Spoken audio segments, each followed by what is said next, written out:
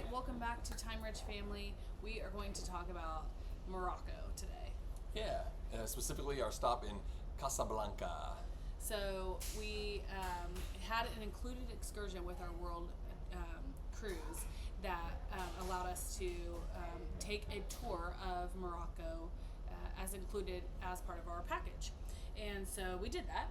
And where it took us was we went to a little market, we went to a souvenir shop, we went to a mosque where non-Muslims are allowed in, so tourists are allowed to go inside, and we then did like a tour of the town. We went past the Royal Palace, all that type of stuff.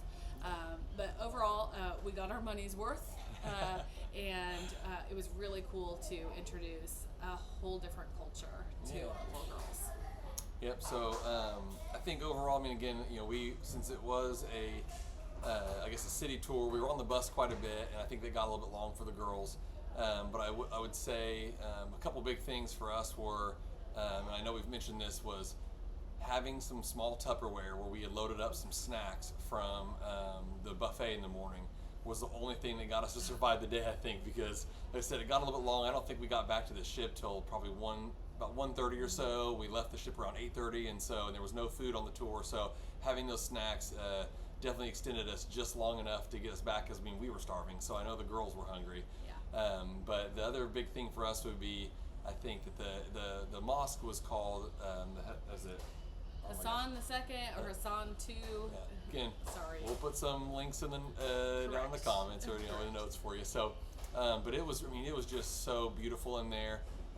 We really could have got off the ship, went and did and again, we definitely highly recommend a English guided tour there, or whatever language it is that is your primary language, because there's just so many cool things about that place and how it was built, and just lots of good stuff to know. And also there were a lot of people who kept trying to piggyback off of our tour, and our guide did a great job of kind of shutting that down and making them go find a tour or whatever they were doing. So, but we really think, we got our money's worth, I think, just from that, and I think we'd have been really happy with just a tour of the mosque and then returning back to the ship. The mosque is so beautiful, so unique.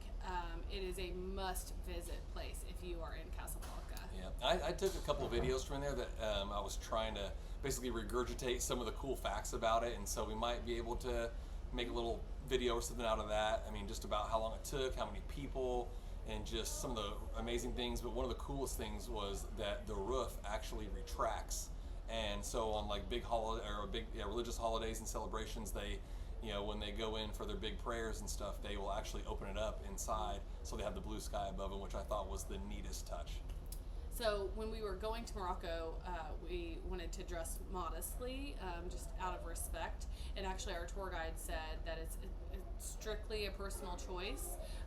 And so we saw all levels of modesty, especially in females, throughout the day. So for us, it was just us introducing a new culture to the girls and being able to talk about that.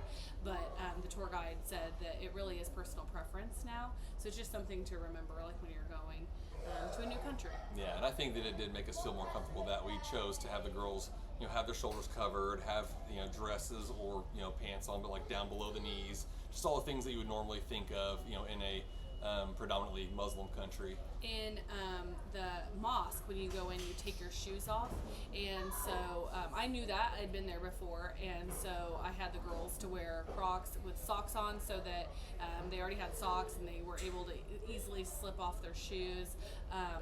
And what really stood out during this trip, especially that day, was just the mobility of the other people that were on the tour with us. We are some of the youngest families on this cruise ship, right? And there are all different levels of mobility on this cruise ship, which is amazing. Yeah. But there was some glaring differences in people's mobility, and even getting up the stairs to get back on the bus. Taking your shoes off at the mosque was hard for some people, and just made me really thankful and grateful that we're doing this right now with our health and with how mobile we are. Yeah, and we've kind of looked at that two ways, right? Like, again, just so thankful that we are doing it while we do have our health, and we're grateful for that. But also, we do also see the other side where this is a really great way to do a trip where you can see so many things, especially if you do have limited mobility, because this is a mode of transportation. I mean, it's a floating hotel, and they're very accommodating to anybody who does have some physical limitations. And so, but again, we're just grateful that we're able to get out and get after it and not have to really worry about that.